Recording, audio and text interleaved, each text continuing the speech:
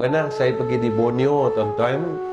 Saya lepas kuliah di Borneo, seorang pemuda laki-laki, budak muda, tuan-tuan, dalam umur 20 lebih, bayar anak saya nombor 3. Anak saya nombor 6. Saya anak 7 orang. Jadi dia datang jumpa saya, dia kata, "Ustaz, boleh tak saya peluk Ustaz?" Saya kata, "Peluklah saya." Dia kata, "Peluklah, tak apa." Masa dia peluk, dia nangis.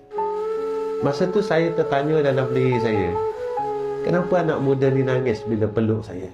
Saya tanya dia, kenapa nangis? Ketika keluar daripada kata-kata dari mulutnya, masa tu saya nangis, tuan. Saya tidak tengok orang nangis, saya nangis.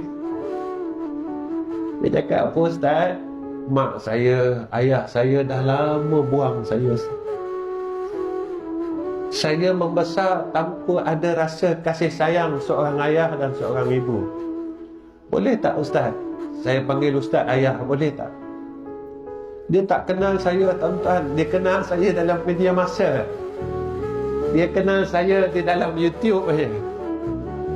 Dia datang peluk saya, dia kata, "Ustaz, boleh tak saya peluk Ustaz dan saya panggil Ustaz sebagai seorang ayah?" Saya kata, "Panggillah," saya kata. "Panggillah saya ayah dan peluklah saya sebagai seorang ayah. Jika itu yang tidak ada dalam hidup engkau, itu yang saya mampu bagi dan itu saja harta yang saya ada." Tuan-tuan, masa saya masuk kereta, di lambai saya dan mukanya mengukirkan senyuman, saya rasa puas, tuan-tuan.